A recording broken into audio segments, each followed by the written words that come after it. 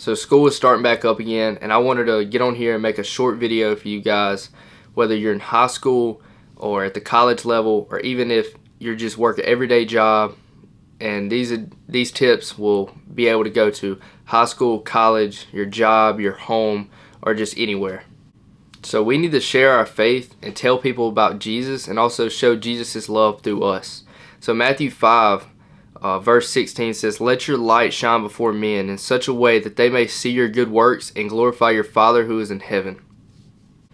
We're called to tell people about Jesus. We see this in Mark chapter 16 verse 15. It says, "And he said to them, go into all the world and preach the gospel to all creation." If you're in college like me, we're on one of the biggest mission fields there is in the world. Even high school is a huge mission field, and so is your everyday job, because you're around people and you have so many opportunities to talk to people and spread the word and talk about the gospel to people and talk about Jesus with people. The first tip I'm going to give you guys is how to approach someone.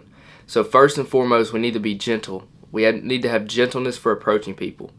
And it's a little bit different approaching someone who doesn't know Jesus and someone who knows Jesus. So if someone who knows Jesus and we know them, they're a believer, they say they're a Christian, we need to go up to that person, hold them accountable, and also put ourselves on their level, because we are. We're all bad. None of us are righteous. So we need to make sure to put ourselves on their level, because we are, and hold them accountable. Be like, look, like I seen you doing this, but like I'm struggling with this as well, like something completely different, but we can both hold each other accountable.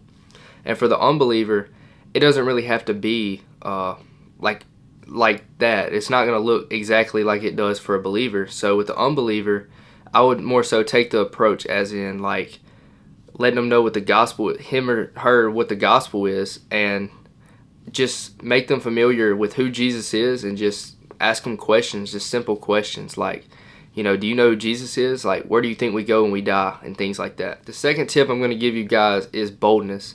And when I think about boldness, I think about Daniel and how he opened his windows and prayed aloud, and everyone could hear him praying. And that's what I think about when I hear boldness. So the way we can apply boldness to us is first asking God for wisdom and boldness and boldness in our prayers. And just being bold, this just means there's no perfect thing to say. There's no perfect timing. There's no perfect place. But we're just being bold, and we're going up to someone and asking them if they know Jesus, or where they go when they die. Like, where do they think they go when they die?